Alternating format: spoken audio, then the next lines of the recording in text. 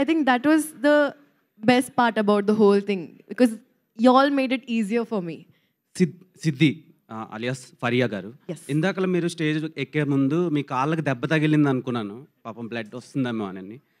అక్కడ చూస్తే ఒక టాటూ ఉంది.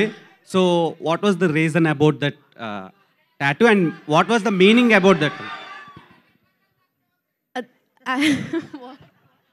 ఏమన్నారు? అరే ఇది ఎంత మిస్ అయ్యానో తెలుసా? మీ కౌంటర్స్ బాగున్నాయి. Actually, ఇవి roots అండి. Because personally, I believe that the stronger your roots are, the higher you can grow. And that is the reason why I got this done. I feel like grounding is very, very important, especially when you're dealing with a public life. And yeah, it's a reminder for me to be myself, to be true to my core.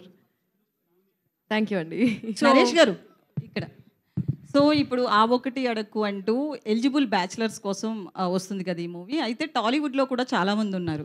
So మన ప్రభాస్ తీసుకున్న, ఎవరిని తీసుకున్న, మొన్న వచ్చిన విషయాలు కావచ్చు, వీళ్ళంతా కూడా అందరూ అడుగుతున్న ప్రశ్న ఇంటర్వ్యూ లాస్ట్లో కానీ ఫస్ట్లో కానీ ఈ క్వశ్చన్ కంపల్సరీ ఉంటుంది. సో వాళ్ళందరూ ఈ సినిమా చూసి ఎట్లా ఫీల్ అవుతారు అనుకుంటున్నారు మీరు?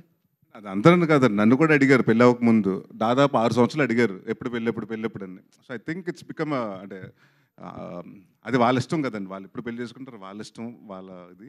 So I have nothing to say about that. Naresh గారు, ఓకే, లాస్ట్ క్వశ్చన్ అండి. నరేష్ గారు, yes చెప్.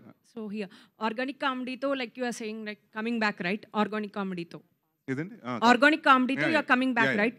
సో హౌ ఐ మీన్ ఎంత కేర్ తీసుకున్నారు? And also address about music director and also cast and crew, Vennela Kishore and also Murali Sharma, everything. అంటే it's like address ఆయన తీసుకొచ్చిన issue చాలా బాగుందండి. ఇప్పటి వరకు చెప్పలేదు అండ్ అందరికీ తెలుసు ఎక్కడో ద పాయింట్ ఆఫ్ టైంలో మన సంబంధం చూసుకుంటాం, లేకపోతే ఎక్కడో. సో మ్యారేజ్ అన్న దాని మీద ఎంత మోసాలు జరుగుతున్నాయి అన్నది చాలా మందికి తెలియదు. ఈ జనరేషన్ వాళ్ళతో డిస్కస్ చేశారా మ్యారేజ్ ఇష్యూస్? అదేనండి నేను చెప్తున్నాను కదా, ఏ జనరేషన్ అయినా మీరు ఒక పెళ్లికాన్ ప్రసాద్ అని అప్పుడు వెంకటేష్ గారు చేశారు, దాని తర్వాత మొన్న ఈ మధ్యకాలంలో విశ్వక్సేన్ చేశారు, అశోక్ కళ్యాణం అని. సో డెఫినెట్గా ఎప్పుడు ఎన్ని డెకేడ్స్ మారినా ఆ ప్రాబ్లం మాత్రం మారట్లేదు. పెళ్ళి ఎప్పుడు అని అడిగే వాళ్ళు మారట్లేదు. సో అందుకని ఈ సినిమాలో ఒక డైలాగ్ కూడా ఉంది, మీకు వీలైతే పెళ్లి సంబంధం చూసి పెట్టండి, అంతే పెళ్ళెప్పుడు మాత్రం అడగొద్దని. సో ఏముంటుందండి, నథింగ్ టు సే. అబూర్రావు గారు, సార్ ఒకప్పుడు కామెడీ ఫిలిమ్స్లో చాలా మంచి స్టోరీ ఉండేది, కామెడీ హైజీనిక్ కామెడీ ఉండేది. తర్వాత కొంత ఫేజ్లో ఏంటంటే కామెడీ వర్క్ అయినా స్టోరీ కొద్దిగా అటు ఇటుగా ఉన్న ఒక కొంచెం ఆడియన్స్ కూడా చూసి చూడనట్టు వదిలేసేవారు. కామెడీ వర్క్ అయితే by and large cinema is a success. అలా చాలా సినిమాలు వచ్చినాయి. బట్ ఈ మధ్యకాలంలో చూస్తుంటే కామెడీ ఫిలిమ్స్ మీద కూడా చాలా క్రిటికల్గా అయిపోయారు.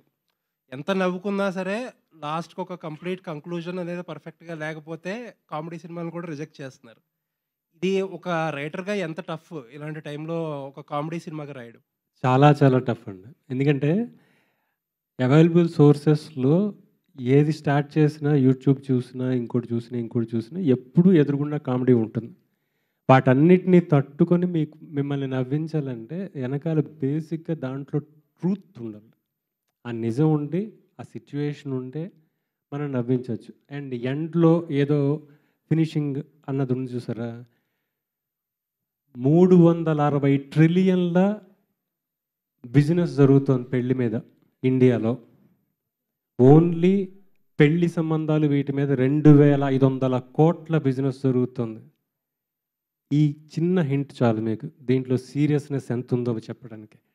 నవ్విస్తూనే వీటన్నిటి గురించి మాట్లాడతాం. ఒక మీమర్కో లేకపోతే ఒక టీవీలో స్పూప్స్ చేసే వాళ్ళకో మీరు అన్నట్టు ఇందాక ఏంటంటే ఒక సమయంతో, ఒక సందర్భంతో, ఒక సిచ్యువేషన్తో సంబంధం లేదు. జస్ట్ దట్ ఆ టైంకి ఆ పంచ్ అనేది ల్యాండ్ అయితే వర్క్ అయిపోతుంది. బట్ ఒక సినిమా రైటర్కి అలా ఉండదు. ఏంటంటే అన్నీ కుదరాలి. అది అసలు పెద్ద ఛాలెంజ్ కదా. చాలా పెద్ద ఛాలెంజ్ అండి. అంటే మీరు ఎవరికి పడితే అది రాసేయలేరు, ఎక్కడ రాసేయలేరు. స్పెసిఫిక్ ఆర్టిస్ట్ స్పెసిఫిక్ ఉంటాయండి.